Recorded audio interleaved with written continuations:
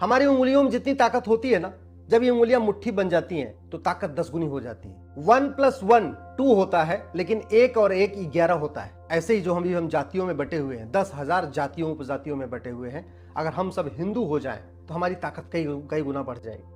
अभी भी हम भाषा के आधार पर बटे हुए हैं, क्षेत्र के आधार पर क्यों बटे हुए हैं, जाति के आधार पर क्यों बटे हुए हैं, अगड़ा पिछड़े में क्यों बटे हुए हैं, दलित सवर्ण में क्यों बटे हुए हैं। लेकिन सवाल ये भी है कि आखिर हम सब लोग हिंदू क्यों नहीं बन पा रहे? तो जानते हैं, इसका बटने का मूल कारण है भारत की गुलामी की व्यवस्थाएं। ये भाषा के आधार पर भाषा का जहर कौन घोलता है? जिसको चुनाव लड़ना होता है। ये क्षेत्र का जहर कौन घोलता है? जिसको चुनाव लड़ना होता है। ये जो जाति का जहर घोलता कौन है?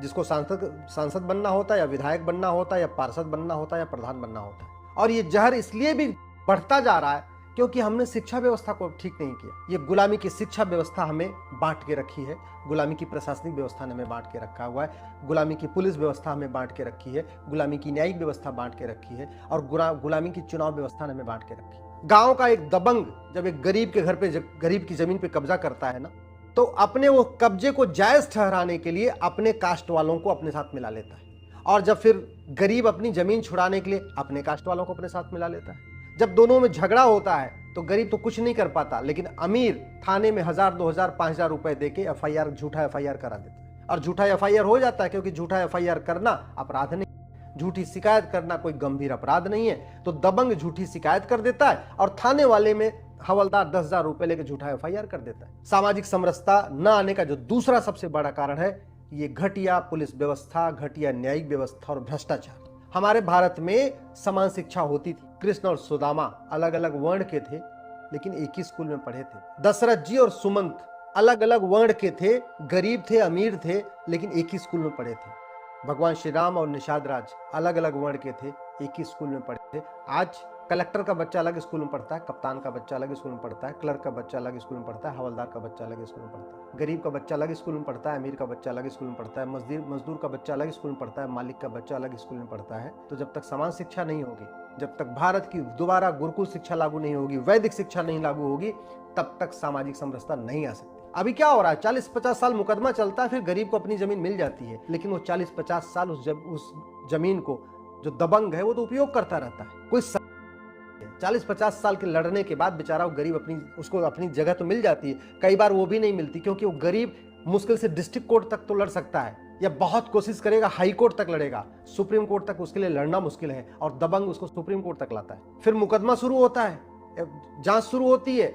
फर्जी झूठी जांच करना भी गंभीर अपराध नहीं है, इसलिए पैसे के दम पे झूठी जांच, लेखपाल से झूठी रिपोर्ट लगवा लेता है, तहसीलदार से झूठी रिपोर्ट लगवा लेता है, कानूनगो से झूठी रिपोर्ट लगवा लेता है। चूंकि भारत में झूठी गवाही गंभीर अपराध नहीं है, तो जो दबंग है वो 10 गवाह भी खरीद लेता है, और वो दबंग, वो जो गरीब है, वो तड़पता रहता है। मुकदमा 30 साल 40 साल चलता है, तो 40 साल तक वो जो गांव है ना, वो 2 टुकड़े में बटा रहता है। त्योहार में एक दूसरे से लोग मिलना छोड़ देते हैं, आपस में रिश्ते सारे बंद हो जाते हैं, आपस में खाना पीना बंद हो जाता है, बातचीत बंद हो जाती है। तो हम शहर में बैठे बैठे भले सामाजिक समरसता तब आएगी जब भ्रष्टाचार बंद होगा। सामाजिक समरसता तब आएगी जब झूठी शिकायत करना गंभीर अपराध होगा, झूठी गवाही करना गंभीर अपराध होगा, झूठी जांच करना गंभीर अपराध होगा। सामाजिक समरसता तब आएगी जब पुलिस रिफॉर्म होगा, जुडिशियल रिफॉर्म होगा, एडमिनिस्ट्रेटिव रिफॉर्म होगा, और दूसरों के जमीन पे कब्जा करना भी गंभीर अपराध होगा।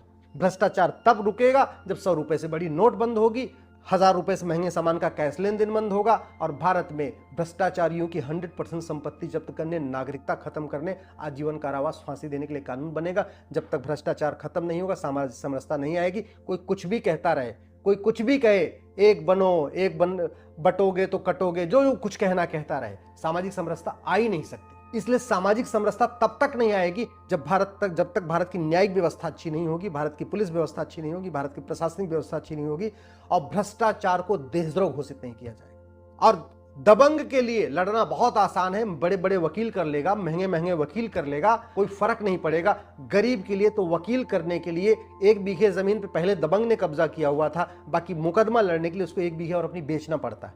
अरे पहले भारत में 4 वर्ण होते थे, और चारों वर्ण चेंजेबल होते थे। भगवान कृष्ण की जो पत्नी थी वो किस उससे आई थी, किस वर्ण की थी? भीम की पत्नी हिडंबा कौन थी? रानी सत्यवती कौन थी? सारे अलग अलग। इंटरवर्ण, सब आपस में शादी विवाह होती थी, ब्राह्मण क्षत्रिय वैश्य दलित सब में आपस में विवाह होता था, सब एक दूसरे के यहाँ आना जाना था, सब में एक दूसरे से साथ मिलकर त्योहार मनाते थे, छुआछूत का नामो निशान नहीं था। ब्राह्मण परिवार का बच्चा कर्म के आधार पर क्षत्रिय कहलाता था, क्षत्रिय परिवार का बच्चा कर्म के आधार पर वैश्य कहलाता था, वैश्य परिवार का बच्चा कर्म के आधार पर दलित कहलाता था, दलित परिवार का बच्चा कर्म के आधार पर ब्राह्मण कहलाता। उदाहरण के देख लीजिए आप, छुआछूत की शुरुआत मुगलों के बाद शुरू हुई है, छुआछूत की शुरुआत अंग्रेजों ने और उसको मजबूत किया है, हमारे देश में थी नहीं। कास्टिज्म क्रिश्चियनिटी के बाद आया है, क्रिश्चियनिटी से पहले कोई भारत दुनिया में कास्टिज्म था ही नहीं। सामाजिक समरसता तब आएगी जब ये गुलामी की शिक्षा, ये वामपंथियों का झूठा इतिहास जब तक नहीं बदला जाएगा कि दलितों के ऊपर हजारों साल से शोषण होता रहा। अरे 2000 साल पहले भारत में जाति व्यवस्था थी ही नहीं, कास्टिज्म की शुरुआत क्रिश्चियनिटी के बाद हुई है। लेकिन वामपंथी हमको झूठा इतिहास बताते हैं, दलितों के ऊपर हजारों साल से शोषण हो रहा है और हम उसको मान के बैठे हुए। कहां से शोषण हो रहा है? वेद व्यास जी भीष्म पितामह क्षत्रिय कहलाए, उन्हीं के भाई वेद व्यास जी ब्राह्मण कहलाए। विश्वामित्र जी जिसको हम महर्षि कहते हैं, ऋषि महर्षि कहते हैं, जिनको हम ब्राह्मण कहते हैं, अरे वो क्षत्रिय थे। ऐसे होता है, ये हमारे देश में सिस्टम था। सत्यवती नाव चलाने वाले की लड़की, उस अखंड भारत पर उन्होंने राज किया था। अगर केवल क्षत्रिय राज करते थे तो रानी सत्यवती ने राज कैसे कर लिया?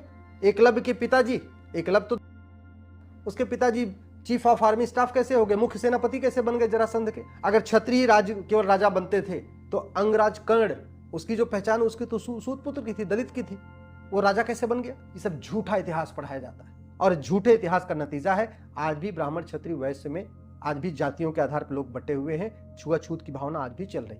उस छुआछूत को मुगलों ने और प्रमोट किया, अंग्रेजों ने खूब जम के प्रमोट किया। दुर्भाग्य आप देखिए, अंग्रेजों की डिवाइड एंड रूल पॉलिसी हमने भारत में भी आज भी जारी रखा, हमारी सरकारों ने प्रमोट किया। हमारे देश में तो आप उठा के देख लीजिए, हमारे जितने ऋषि महर्षि हैं उसमें आधे से ज्यादा तो ब्राह्मण है ही नहीं है। आधे से ज्यादा, चाहे व्यास जी को उठा लीजिए, चाहे वाल्मीकि जी को उठा लीजिए, ऐसे हजारों एग्जाम्पल मैं आपको दे सकता हूं जो ब्राह्मण परिवार में थे ही नहीं।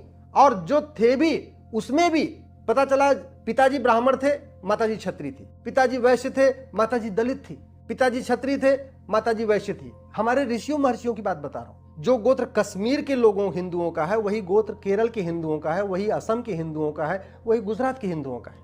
जो गोत्र मलयाली बोलने वालों का है वही तेलुगु बोलने वालों का है, वही हिंदी बोलने वालों का है, वही बंगाली बोलने वालों का है। जो गोत्र पाकिस्तान के लोगों हिंदुओं का है, वो जो गोत्र बांग्लादेश के हिंदुओं का है, वही गोत्र भारत के हिंदुओं का है। इसका मतलब अगर हमने गोत्र व्यवस्था को प्रमोट किया होता तो जातिवाद भी खत्म होता, भाषावाद भी खत्म होता, क्षेत्रवाद भी खत्म होता, अलगाववाद भी खत्म होता, छुआछूत भी खत्म होता। जो गोत्र ब्राह्मण का होता वही गोत्र क्षत्रिय का होता, वही गोत्र वैश्य का होता, वही गोत्र दलित का होता। लेकिन ये हमने अपनी किताबों में पढ़ाया नहीं। हमारे वेदों में जाति का कोई उल्लेख नहीं, हमारे किसी भी धार्मिक पुराणों में कहीं जाति का उल्लेख नहीं, केवल वर्ण का उल्लेख है। कौन सा वर्ण है? ब्राह्मण क्षत्रिय वैश्य दलित, बस 4 वर्णों का उल्लेख। आज भी जितने शुभ कार्य होते हैं उसमें नाम और गोत्र पूछा जाता है, जाति पूछी नहीं जाती, लेकिन झूठा इतिहास पढ़ाया जा रहा है। हमने अपने गोत्र व्यवस्था को प्रमोट नहीं किया। जब तक भ्रष्टाचार खत्म नहीं होगा, गुलामी के नाम, गुलामी के निशान, गुलामी का इतिहास, गुलामी की शिक्षा, गुलामी की चिकित्सा, गुलामी की पुलिस व्यवस्था, गुलामी की प्रशासनिक व्यवस्था, गुलामी की न्यायिक व्यवस्था नहीं बदलेगी, तब तक हम भले ये कहते रहें कटोगे तो बटोगे, एक रहोगे तो बचोगे। ये सब नारा तो अच्छा है, बातें बड़ी अच्छी हैं, लेकिन धरातल पे नहीं आएगा। मैंने फिर से कहा, जब मुकदमा एक गांव में शुरू हो गया, अगर वो 3 महीने के अंदर डिसाइड हो जाएगा तो 3 महीने के बाद वहां सामाजिक समरसता आ जाएगी। वो मुकदमा 30 साल चलेगा, दोनों पक्षों से 10-10, 20-20 गवाही होगी, तो वो वहां पे 30 साल तक सामाजिक समरसता नहीं आएगी। तो आज हम अगर बटे हुए हैं तो गुलामी के इतिहास, झूठे इतिहास के कारण। आज हम बटे हुए हैं तो इस घटिया गुलामी की पुलिस व्यवस्था के कारण। आज हम बटे हुए हैं तो गुलामी की जो शिक्षा व्यवस्था, मैकाले, मिशनरी और मदरसा एजुकेशन सिस्टम है, उसके कारण बटे हुए। हम बटे हुए हैं घटिया गुलामी की प्रशासनिक व्यवस्था के कारण। आज हम बटे हुए हैं तो घटिया गुलामी की न्यायिक व्यवस्था के कारण। हम बटे हुए हैं तो भ्रष्टाचार के कारण। सामाजिक समरसता लाना है तो भ्रष्टाचार को बंद करिए। थाना जो भ्रष्टाचार का अड्डा बना हुआ है, जो तहसील भ्रष्टाचार का अड्डा बना हुआ है, कचहरी में जो न्याय बिक रहा है, इसलिए सामाजिक समरसता टूट रही है। हमारे गांव में पता ही नहीं है कि ब्राह्मण क्षत्रिय वैश्य और दलित का गोत्र एक कॉमन गोत्र होता है। पता ही नहीं, लोगों को नहीं बताया गया। ये बताना किसका काम था? ये बताना हमारे धर्मगुरुओं का भी काम था, हमारे इंटेलेक्चुअल, और ये सरकार का भी काम था। सरकार को ये बताना चाहिए था कि गोत्र व्यवस्था हमारी प्राचीन कैसी रही। जब तक ये लेखपाल, कानूनगो, हवलदार, थानेदार, पेशकार पैसा ले लेके, दबंगों से पैसा ले लेके गरीबों पर अत्याचार करते रहेंगे, तब तक सामाजिक समरसता नहीं आएगी, तब तक समाज एक नहीं होगा। एक बनाना है तो आपको भ्रष्टाचार को जड़ से खत्म करना पड़ेगा और गुलामी की हर व्यवस्था